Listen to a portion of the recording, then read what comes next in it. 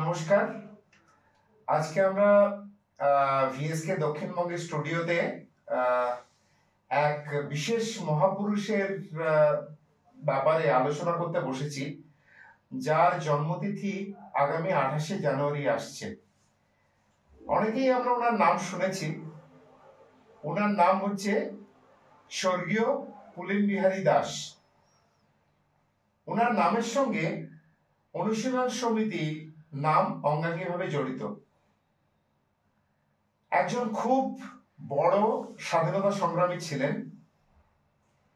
ওনার ব্যাপারে কিছু কথা বলতে আমরা আজকে আমাদের মধ্যে স্টুডিওতে পেয়ে গেছি ওনার দুই পৌত্র, শ্রী বিশ্বরঞ্জন দাস, যিনি কর্মজীবনে ব্যবসা করেন, এবং শ্রী মনীষ রঞ্জন দাস, যিনি ব্যক্তিগত জীবনে চার্টার্ড অ্যাকাউন্টেন্ট। ওনার নিজের ফার্ম রয়েছে। তো স্বর্গীয় শ্রী পুলিন বিহারী দাসের সম্পর্কে আমরা আজ ওনাদের পৌত্রদের মুখেই শুনবো, স্মৃতিচারণ করব, ওনার জীবন দর্শন সম্পর্কে জানতে শুরু করব। আপনাদের দুজনকে স্টুডিওতে স্বাগত, বিশ্বরঞ্জন বাবু, মনীষ রঞ্জন বাবু। আমি শুরুতেই 1877 সালে বর্তমান বাংলাদেশ, তৎকালীন পূর্ববঙ্গের মাদারিহাটে যে বীর সন্তানের জন্ম হয়েছিল, তার পুরো জীবনী উনি এক অগ্নিস্ফুলিঙ্গের মতো আমাদের যে সশস্ত্র বিপ্লব আছে সেই বিপ্লবের অগ্নিশিখা এক জায়গা থেকে আরেক জায়গায় প্রচলিত করে গেছেন। যদি ওনার বাল্য জীবন বা ওনার স্কুল শেষ হওয়ার পর, বিদ্যালয় শেষ হওয়ার পর কলেজে উনি যেখানে ছিলেন বা কি কাজ করতেন, এই সম্পর্কে যদি আমাদেরকে কিছু বলেন। বাল্য জীবন উনি কাটিয়েছেন মাদারীপুরে এবং লোনসিং গ্রামে, ফরিদপুরে। তারপরে অনেক জায়গায় ট্রানজিশনের ব্যাপার থাকে। ওখান থেকে উনি মাঝে কুচবিহারে যান, সেখানে কুচবিহার বোর্ডিং স্কুলে পড়াশোনা করেন। সেখান থেকে ফিরে আসেন ঢাকায়, ঢাকা বিশ্ববিদ্যালয়তে এন্ট্রান্স এবং পরবর্তীকালে গ্র্যাজুয়েশন যেটা বলি সেটা তিনি করেন।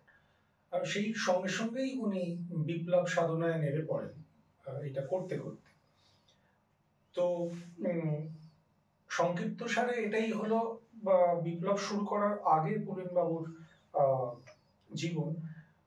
উনি এক বলা যেতে পারে উচ্চ মধ্যবিত্ত পরিবার এবং অত্যন্ত শিক্ষিত পরিবার, যাদের সকলেই ফরাসি এবং ইংরেজি ভাষায় যথেষ্ট পারদর্শী ছিলেন, এবং তাদের মধ্যে বেশ কয়েকজন রায়বাহাদুর ছিলেন, যার জন্য ওনাদেরকে বলা হতো ডেপুটি বাড়ি, বা যে বিশাল বাড়িতে উনি থাকতেন। সেই ডেপুটি বাড়ি এখনো আছে ঢাকাতে, সেটা বোধহয় সেক্রেটারিয়েট হয়েছে বা এরকম কিছু। কিন্তু উনি জড়িয়ে পড়লেন এই বা জমিদারি এইগুলো সমস্ত শেষ করে উনি জড়িয়ে পড়লেন বিপ্লব সাধনে, এবং ঢাকা অনুশীলন সমিতির প্রতিষ্ঠাতা সম্পাদক হলেন। এবং তার পরবর্তীকালে ওনার আর সেই দিকে আর মানে জমিদারি থেকেও ওনার উৎসাহটা দেশপ্রেম, স্বাধীনতা এবং এই ব্রিটিশদের কিভাবে তাড়ানো যেতে পারে সেটাই হয়ে উঠলো ওনার মনের চিন্তা। একটা আমি একটু অন্যরকম প্রশ্ন করবো এখানে। আপনি নিজেই বললেন যে যে বাড়িতে উনি জন্ম, উনি উচ্চ মধ্যবিত্ত পরিবারে জন্ম, এবং সেখানে অনেক রায়বাহাদুর এবং রায় সাহেব তারা ছিলেন। সাধারণত আমাদের যা ধারণা যে রায়বাহাদুর বা রায় সাহেব সেই উপাধিগুলি যখন পাওয়া যেত, এগুলি তখনকার যে ইংরেজ শাসক তাদের অত্যন্ত মানে নিকটস্থ যারা মানে তাদের সাথে কাজ করেছেন কাঁধে কাঁধ মিলিয়ে, তাদেরকেই এই উপাধিগুলি দেওয়া হতো। তো এরকম এক বাড়ির থেকে উনার এই অগ্নিমন্ত্রে দীক্ষা, তার পিছনে কি কারণ ছিল, বা কে উনার জীবনকে প্রভাবিত করে এই অগ্নিমন্ত্রে দীক্ষা দিয়ে সশস্ত্র বিপ্লবের পথে নিয়ে আসতে উদ্বুদ্ধ করেছিল? দেখুন, এটার পুলিন বিহারী দাসের আত্মজীবনীতে একটা কথা বলা আছে যে ওনাকে যেরকম, যেটা আপনি বললেন যে রায়বাহাদুর পরিবার, সেখানে একটা ইংরেজি বলার প্রচলন এবং সেই যে একটা চাপ এসেছিল যে হ্যাঁ এটা না করতে পারলে আবার পরবর্তীকালে রায়বাহাদুর না হওয়া সম্ভব নয়। তো সেখান থেকে সেই ব্যাপারে কিন্তু একটা দেখা যায় যে একটা বিতৃষ্ণা তৈরি হয়েছিল এবং ওনার গণিতের উপরে অসাধারণ দক্ষতা ছিল, উনি সেটাতে বেশি পছন্দ করতেন, ইংরেজির থেকে সেই ব্যাপারে অনেক বেশি পড়াশোনায় ভালো ছিলেন। তো সেইটা এক ধরনের বলতে পারেন কি বলবো নেগেটিভ একটা ইম্প্যাক্ট তৈরি করে থাকতে পারে। এছাড়া আপনি যদি বলেন বিপ্লবের দিক থেকে, যেটা আমরা ওনার জীবনীতে দেখি বা অন্যান্য ইতিহাসের পাতা থেকেও উঠে আসে, সেটা হচ্ছে যে ব্যারিস্টার পি মিত্র, উনি ওনার জীবনে একটা বড় ইনফ্লুয়েন্স ছিলেন। যখন ঢাকা অনুশীলন সমিতির তৈরি হয় এবং ব্যারিস্টার পি মিত্রর কাছে ওনার নাম রেফার্ড হয়, সেই ক্ষেত্রেও একটা এই বিপ্লবের পথে এগোনোর উনি একটা অনুপ্রেরণা পেয়ে থাকতেন।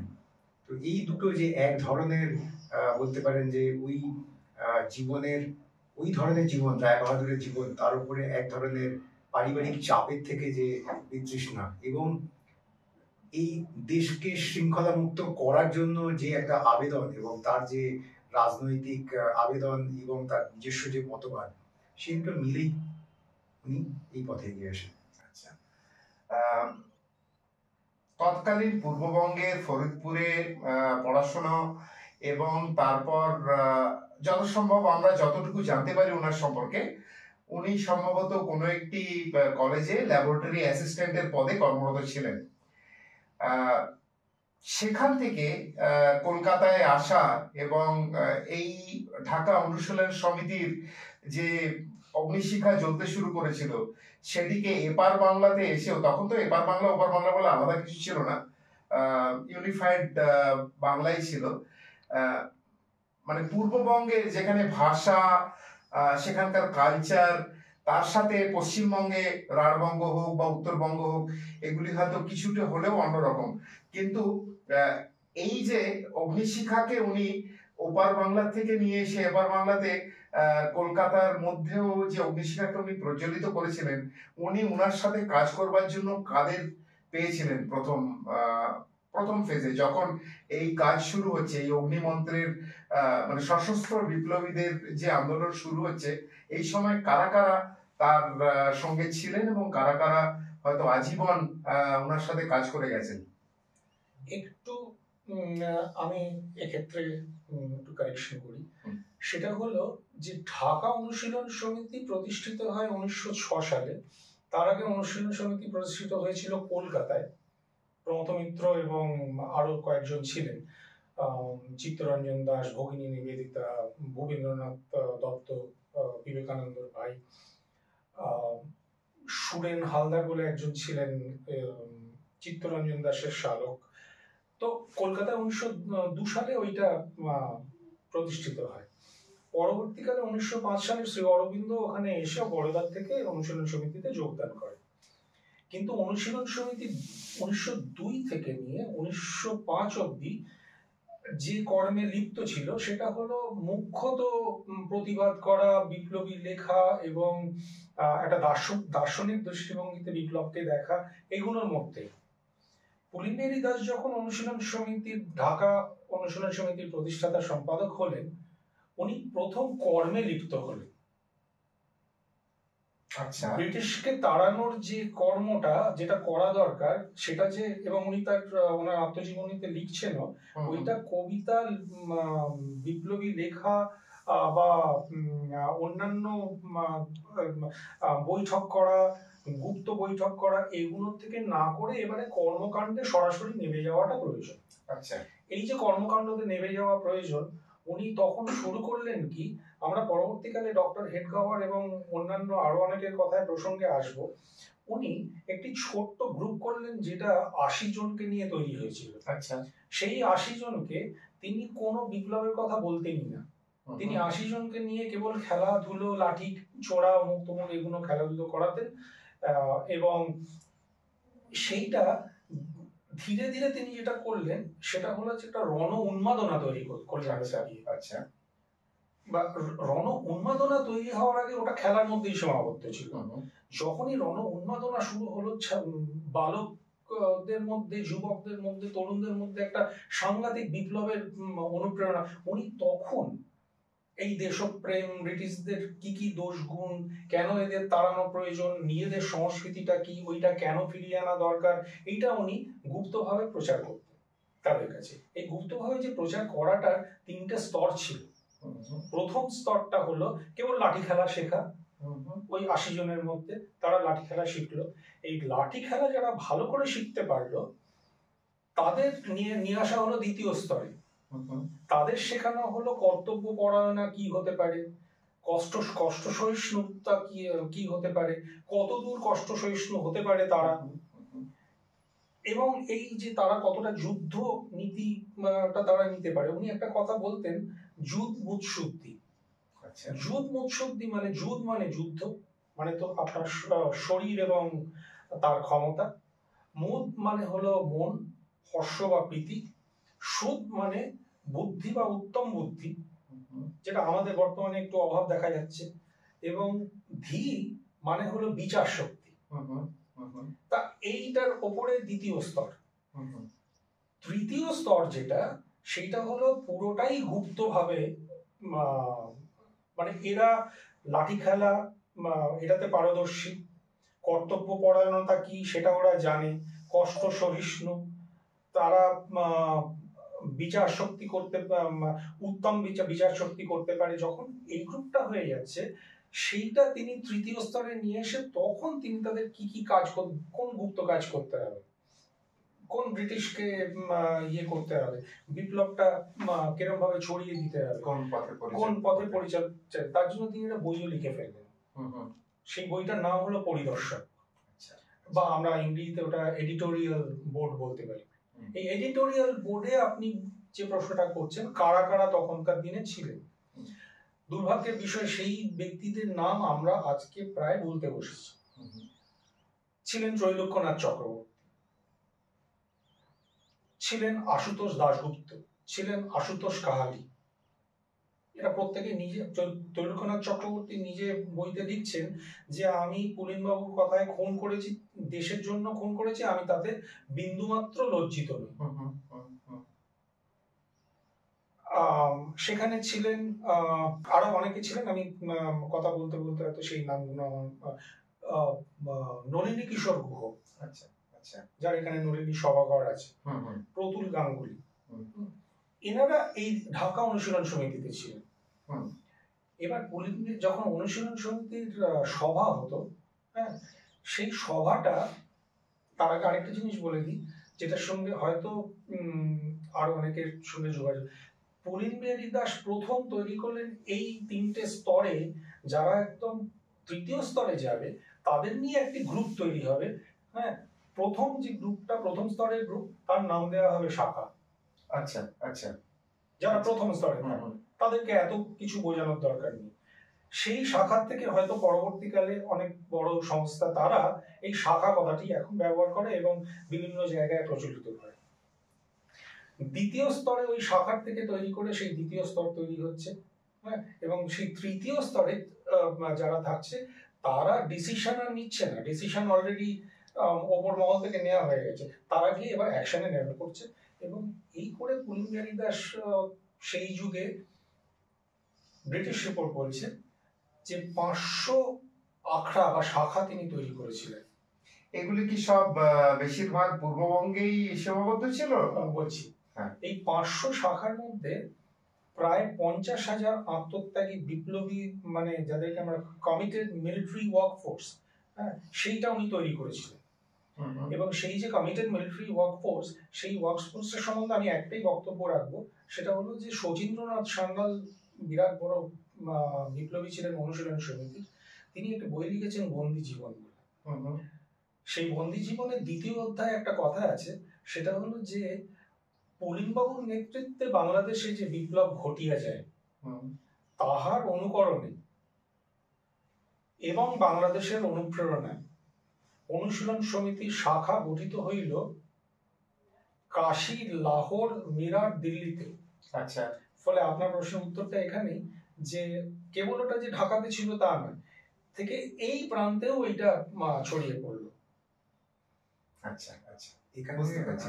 আরেকটা জিনিস প্রাসঙ্গিক বলার জন্য, সেটা হচ্ছে যে আমরা প্রথমে ওনার বাল্য জীবন নিয়ে কথা বললাম, বাল্য জীবন, যৌবন এবং তারপরে তার রাজনৈতিক জীবন।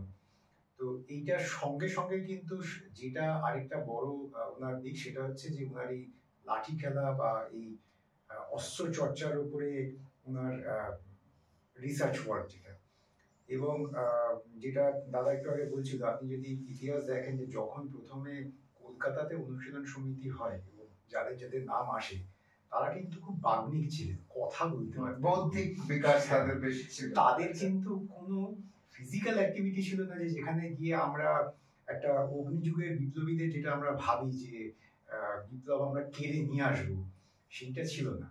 তো পুলিন বিহারী দাস কিন্তু প্রথম এই লাঠি খেলার মাধ্যমে মানুষের এই শারীরিক এবং মানসিক চারিত্রিক দৃঢ়তা তৈরি করার যে প্রবণতা তৈরি করে, যে আমরা একটা জিনিসকে হাসিল করব একটা ফিজিক্যাল অ্যাক্টিভিটি থ্রু দিয়ে, সেই মনোবলটা অনুশীলন সমিতিতে কিন্তু বিহারী দাসই নিয়ে এসেছিলেন। তার আগে যখন এটা কলকাতায় ছিল, সেই বৈশিষ্ট্য আমরা ওখানে দেখতে পাই না। আর আরেকটা হচ্ছে যে অনেকে হয়তো জানেন না, সেটা হচ্ছে যে পুলিন বিহারী দাস কিন্তু শুধুমাত্র যে অস্ত্র চর্চায় ওপরেই পাণ্ডিত্য ছিল তা নয়। যেহেতু আপনি বলছিলেন যে এটা কি পূর্ববঙ্গ, যদিও তখন পূর্ববঙ্গ আলাদা ছিল না, ওই দিকে তো নদীমাতৃক দেশ, তো সেখানে অনুশীলন সমিতি, ঢাকা অনুশীলন সমিতি, যেটা দাদা বলছিল যে 500খানা শাখা তৈরি হয়েছিল এবং তাতে প্রায় 1.5 লক্ষ লোক একটা খুব শর্ট পিরিয়ডের মধ্যে উনি তৈরি করেছিলেন। এবং এই রিপোর্টটা কিন্তু ব্রিটিশ সিক্রেট রিপোর্ট থেকে বেরিয়েছে, এটা নর্মাল। এবং সবথেকে বড় কথা হলো যে এই যে ইনসিডেন্টটা, এই যে 500 আখড়া বা শাখা, তার থেকে 50,000 বিপ্লবী তৈরি করা, এইটা আজকে আমাদের অন ক্যামেরায় বলা ভীষণ প্রয়োজন। এশীয় মহাদেশে এই ঘটনা কিন্তু সেই যুগে ব্রিটিশরা প্রত্যক্ষ করেনি। আচ্ছা আচ্ছা, কম সময়, যে কোনো ইতিহাসবিদকে আমরা এই প্রশ্ন করতেই পারি, আপনারা এশীয় মহাদেশে বা পৃথিবীর ইতিহাসে যে এইরকম একটা মিলিটারি ফোর্স সেই সময় 1906 সালে তৈরি হয়েছিল কিনা, এটা একটা বিরাট বড় প্রশ্ন। আর যদি না হয়ে থাকে তাহলে ভারতবর্ষের ওই গরিমাটা আমাদের মাথায় তুলে রাখা উচিত। তো যেটা বলছিলাম যে যেহেতু ওই দিকটা নদীমাতৃক, তো সেখানে উনি ভীষণভাবে সবাইকে শিক্ষা দেওয়ার চেষ্টা করতেন। সেটা হচ্ছে 2 ধরনের নৌকো চালানো, একটা হচ্ছে ছোট নৌকো আর একটা বড় নৌকো। যখন আমরা ওনার জীবনীতে দেখি যে ডাকাতির যে ঘটনাগুলো, সেই ঘটনাগুলো কিন্তু তো ওখানে তো আর নৌকো ছাড়া অন্য কোনো যানবাহন অতটা ছিল না। সেহেতু ওই ডাকাতি করে যে পালিয়ে আসার সময় তাদেরকে প্রথমে বড় নৌকোতে এক জায়গায় নিয়ে আসা, ওই ডাকাতির যে লুট করা যে জিনিসপত্রগুলো, এবং সেখান থেকে সেই বড় নৌকোকে ডুবিয়ে আলাদা আলাদা করে ছোট নৌকোতে বিভিন্ন জায়গায়, যাতে কোনো গুপ্ত বা ব্রিটিশদের কোনো গুপ্তচর বা পুলিশ বাহিনী কোনো খবর না পায়, এই শিক্ষাও কিন্তু উনি দিতেন। তার মানে এক ধারে যেরকম লাঠি খেলা, ওসি শিক্ষা, ছোড়া, জুজুৎসু, আবার আরেকটা দিক থেকে উনি কিরকম ভাবে ছোট নৌকো চালাতে হবে, বড় নৌকো চালাতে হবে, যাতে একটা অর্গানাইজেশনের, ওনার যা অর্গানাইজেশনের যে দরকার যেটা ছিল, সেটা সব দিক থেকে পরিপূরক হয়। এই পুরো জিনিসটাই কিন্তু উনি তৈরি করেছিলেন রনপায়ের উপরে। এখানে এই প্রসঙ্গে আমার একটি কথা মনে আছে, তার আগে আরেকটি জিনিস আমরা আলোচনা করিনি। ঢাকা অনুশীলন সমিতি আমরা এইমাত্র আলোচনা করলাম যে 1902 সালে, 1906 সালে। ও আচ্ছা, তাহলে পরে লর্ড কার্জনের বঙ্গভঙ্গের জাস্ট পরে। আচ্ছা, মানে 1905-এ বঙ্গভঙ্গ হলো, তারপরে 1906 সালে সৃষ্টি হয়েছিল। বলতে পারেন ওটাই একটা ট্রিগার পয়েন্ট। ওটার পর থেকেই বি মিত্র ওখানে গিয়েছিলেন, বক্তৃতা দিয়েছিলেন, সেইখান থেকেই জিনিসটা শুরু হয়েছে। আমার মনের মধ্যে একটি মন উৎসুক হয়ে উঠছে এটি বুঝতে, যে সব ওনার কর্মকাণ্ড হয়েছে, যা জানতে পারছি এখন, মানে একদম অন ফিল্ড নেমে তাদের ট্রেনিং, এবং খালি যে আমি লাঠি হাতে ওসি হাতে এগিয়ে গেলাম তাই নয়, একদম ব্যাকআপ প্ল্যান কিভাবে যাবে, যেটাকে আমরা বলি যে রিট্রিট প্ল্যান, যে কোনো জায়গাতে অ্যাকশন করে এসে তারপর সেখান থেকে কিভাবে আবার ছড়িয়ে যাব। এই যে ক্ষুরধার মস্তিষ্ক, এই মানে আমরা দেখেছি নেপোলিয়ানের মধ্যে এরকম ছিল, কিংবা রোমেল, যার কথা আমরা জানি, ফিল্ড মার্শাল রোমেল, ওনার মধ্যেও এই গুণ ছিল, বা আমাদের স্যাম মানেকশ। এই সামরিক যে যে ওনার মস্তিষ্কে এই সামরিক প্ল্যান কিরকম কিরকম ভাবে হতে পারে একটা যুদ্ধের, এই জিনিসের ওনার এক্সপোজার, যেটাকে আমরা বলবো, এক নম্বর তো যে যে পরম্পরা থেকে বা যে পরিবার থেকে উনি উঠে এসেছেন, সেখান থেকে লাঠি খেলা, অসি খেলা, বা মানে রণপা চড়া, এবং নৌকা, ছোট নৌকা, বড় নৌকা, এসব চালানো, এই এরকম বিভিন্ন ধরনের রণনীতি, যে এইগুলি উনি কি পুরোপুরি নিজের উদ্যোগে শিখেছিলেন, না উনি সেইখানে কোন শিক্ষাগুরু পেয়েছিলেন যাদের কাছ থেকে এগুলিকে উনি শিখতে পেরেছিলেন? উনি পুরোপুরি, এটা একটা খুব ভালো প্রশ্ন নতুন প্রজন্মের কাছে।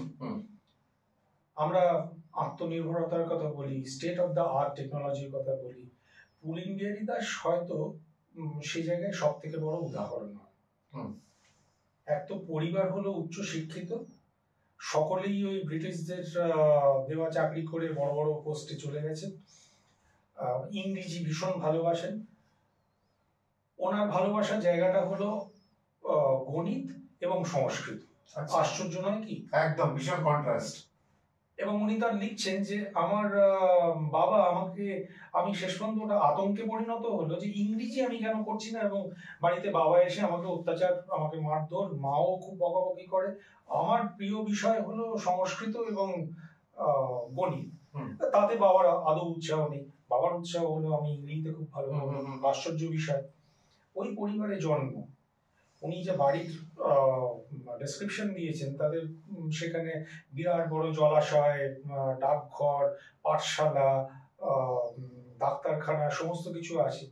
সেখান থেকে তিনি বেরিয়ে এসে হঠাৎ করে তিনি বিজ্ঞান মনস্ক তো ছিলেনই, কিন্তু সেইটা নিয়ে মস্ত বড় চর্চা করতে শুরু করলেন, এবং সেইটাতে তার একটা মস্ত বড় উৎপত্তি হলো।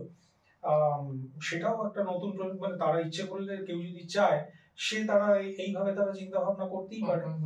আপনার প্রশ্নের উত্তরটা হলো, তিনি সমস্ত কিছুই স্বকীয় উদ্যোগে, নিজের ইচ্ছে, হ্যাঁ, তিনি করেছেন। কিন্তু প্রত্যেকের জন্য একজনের গুরু দরকার হয়।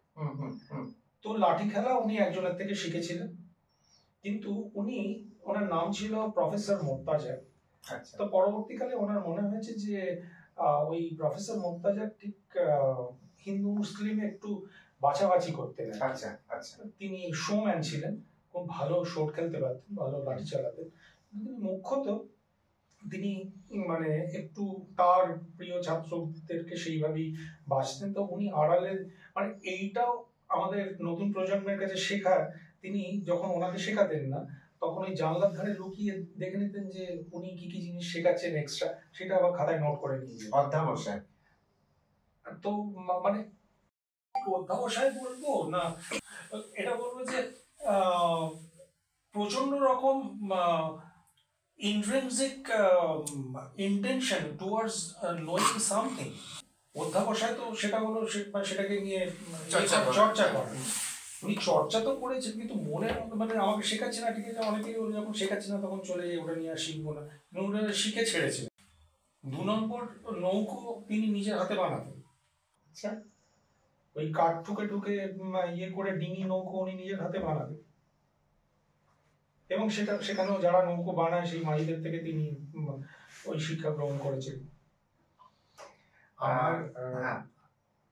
আমি এটাকে যেভাবে দেখি, আমি যখন লাঠি খেলা শিখেছিলাম, আমার উপলব্ধি হচ্ছে যে আমরা একটা কথা বলি না, মৌলিক গবেষণা।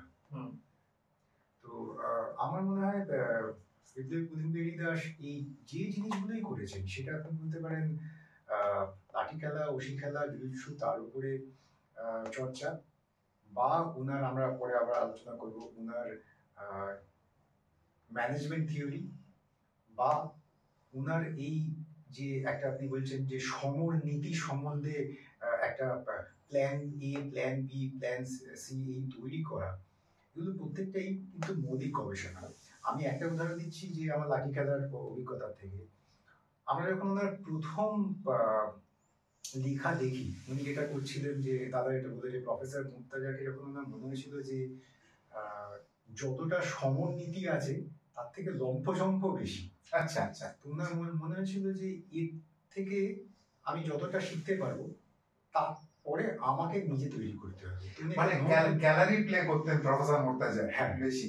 আচ্ছা, সেটা উনি নোটবুকে লিখে রাখতেন। আচ্ছা। এবং সেইখান থেকে ওনার যে আমি 3টে ওনার লেখে দেখেছি, 3টে লেখায় কিন্তু একই লাঠি খেলার একই ঘাত, একই প্রক্রিয়া, কিন্তু 3টে লেখার মধ্যে আস্তে আস্তে যে চেঞ্জেস গুলো আসছে, যে প্রথমটাতে একরকম ভাবে, দ্বিতীয়টাতে আমরা বলি পাদতারি, এটাকে ইংরেজিতে স্টেপিং বলে, সেই দুটোর মিক্স করে কেরকম করেছে, মানে তুমি একটা স্টেজ থেকে আরেকটা স্টেজে গেলেন এবং সেখানে উনি এক্সপ্লেনেশনটাও দিচ্ছেন যে এই পাদতারিটা করলে কি সুবিধা হবে। তারপরে উনি চলে গেছেন যে আরো আমাদের যেরকম রেডি রেকনার হয় না, যে কোনো জিনিসের ইনস্ট্যান্ট দেখলে, আমি এই দুটোর থেকে উনি একটা লাঠি খেলা এবং ওশি খেলার চুম্বক বলে একটা বই করেছে। আচ্ছা। সেই বইটাতে কিন্তু শুধুমাত্র ফর্মুলা গুলো লেখা থাকতো। আচ্ছা। তাতে কিন্তু কোনো প্রক্রিয়া নেই। তো এই একটার পর একটা উনি রিসার্চ করে গেছে প্রত্যেকটা জিনিসের উপরে। সেই জন্য আমি বলছি এটাকে বোধহয় মৌলিক গবেষণা বললে বেশি ভালো হয়। হ্যাঁ, মানে যেটা আপনি বলছেন সেটাতে বুঝতে পারছি উনাকে কেউই চিনতে পারেনি ঠিকঠাক করে। উনি 1949 অব্দি উনি এই ধরাধামে ছিলেন। মানে একজন মহামানব যার জীবনে এত রকম ওঠানামা, এবং খালি একটি বিষয় নয়, বিভিন্ন রকম বিষয়ে উনার রণনীতি বলুন, উনার নৈপুণ্য বলুন, বিভিন্ন ব্যাপারে, সে হোক স্থলযুদ্ধ, হোক জলযুদ্ধ, তার স্ট্র্যাটেজি হোক, এই নিয়ে মনে হয় কিছু রিসার্চ হওয়া দরকার ছিল আরো বেশি করে।